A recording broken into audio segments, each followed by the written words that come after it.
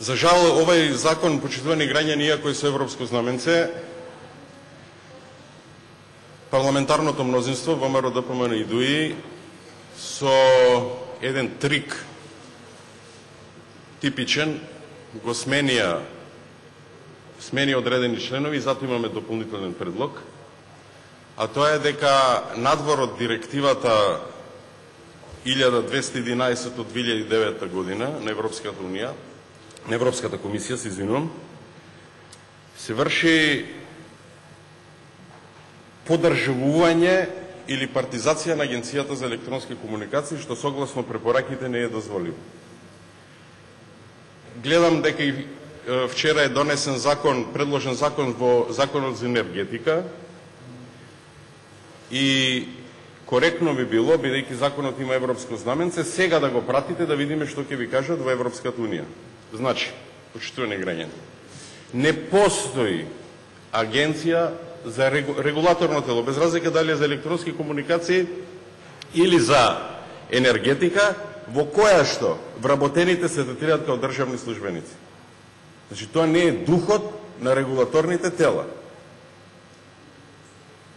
Но, зошто го прави владата тоа? Затоа што не почитува европски стандарди, европски препораки и врши партизација на уште едно тело, како што е Агенцијата за електронски комуникации.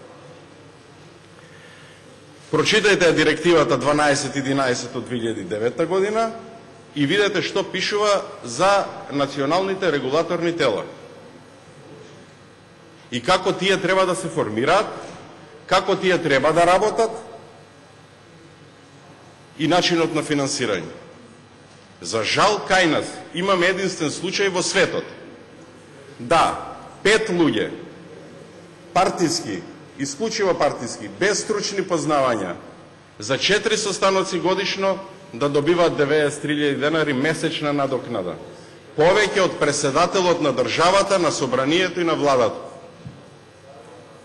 Значи, тоа можно е само во партизирана, недемократска Македонија, кој што нема врска со европските стандарди и препораки.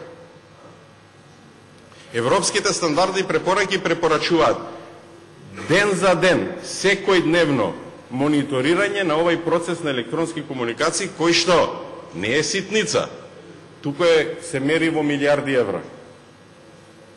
Но на владата им одговара таа ситуација, да има партиски луѓе кои што немат поима со електронските комуникации, за да може да се тера својата политика. Бидејќи нема да постои регулаторно тело, не можете да најдете во Европа, што ќе ви одобри Агенцијата за електронски комуникации да финансира аквапарк. Значи, таков случај нема. Ние се уште не знаеме што се случи со финансирањето што го поддржавме за 10 милиона евра за процесот на дигитализација. Сведоци сме дека во Македонија не можат одредени граѓани да ги искористат предностите на дигитализацијата, а парите за сетоп боксовите се дадени. Кај отидаат тие пари? Зошто сите граѓани не можат да ги гледат двата канали што излегуваат од собранието на двата јазици? Туку се уште одредени кабелски оператори зрачат аналогни сигнали.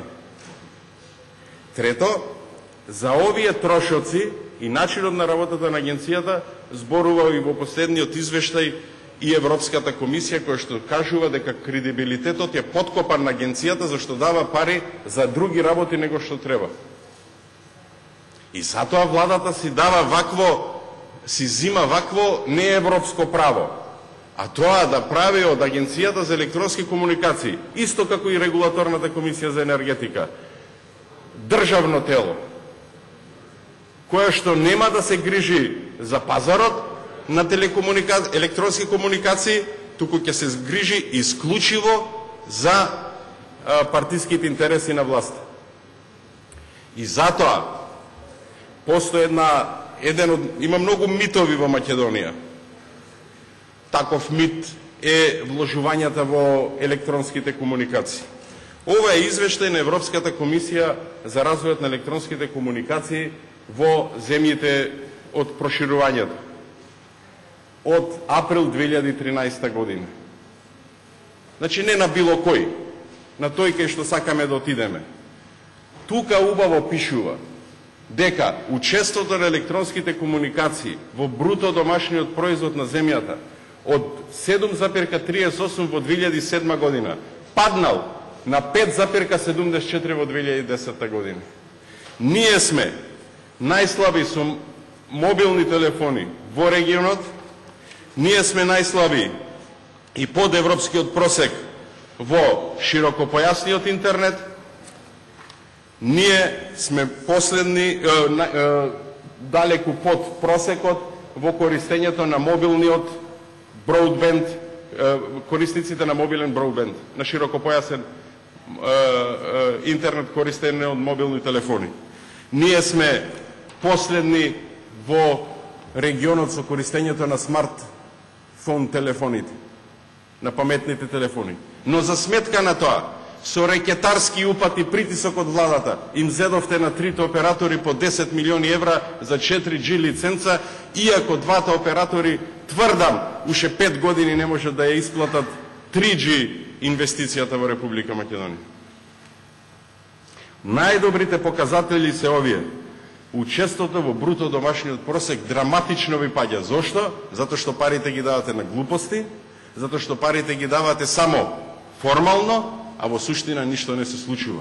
И затоа вас ви треба Агенција за електронски комуникации партиска, за да може да ви одобри, например, да се изгради кула од 27 милиони евра за различни намени, вклучувајќи го и следењето на луѓето, кои што исто за жал во Законот за електронски комуникации сте го закониле.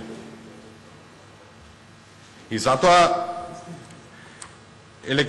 ако ги споредиме во анексот, она што е, нели, анексот има и позитивни анекси во светот, не се само тие на Министерството за култура. Значи, во анексот на нова извештај, погледнете ги цените што ги даваат операторите во другите држави. Македонија најмногу пари плаќаат операторите во Македонија. Во Исланд, да речеме, плаќа 1550 евра по 1 мегахерц. Во Македонија се плаќа 28.000 евра по 1 мегахерц. Дури повеќе и од Хрватска, кај што се плаќа 23.000 евра по 1 мегахерц. Да не зборувам во Србија колку е тоа поевтино, да не зборувам во Косово и Албанија колку е тоа поевтино. Направивме монструм финансиски од Агенцијата за електронски комуникации и затоа владата сака да ги троши тие пари. Вие ќе напишете овде дека е независно тоа, ама вие им ги контролирате новогодишните журки, вие со овај закон ги контролирате системот на државни службеници во едно тело кој што нема врска со тој систем. Ви имате ситуација каде што член на Комисијата за електронски комуникации ви е директорот на Скопската управа за јавни приходи, кој што има плата скоро колку што има и надокнада од 93.000 денари плюс овде во агенцијата. Ви имате човек кој што е советник на премиерот, за кој што добива плата, член на управен одбор на КАСИС, на картичкиот систем, назначен од владата и добива уште 93.000 денари надокнада за 4 состаноци годишно за работа што поима нема што се случува. Ви имате представник од ДУИ што е новинар, кој што не ги исполнува условите да 5 години има искуство од Законот за електронски комуникации, кој што добива 93.000 денари месечна надокнада за само 4 состаноци годишно, а поима нема од ова што се случува. И затоа овај закон е изменет со амандманите со трик кои што немаат никаква врска со европските стандарди, но треба да ги покријат бизнис интересите на ВМРО и ДУИ во оваа област, а сметката ја плаќаат граѓаните на Република Македонија.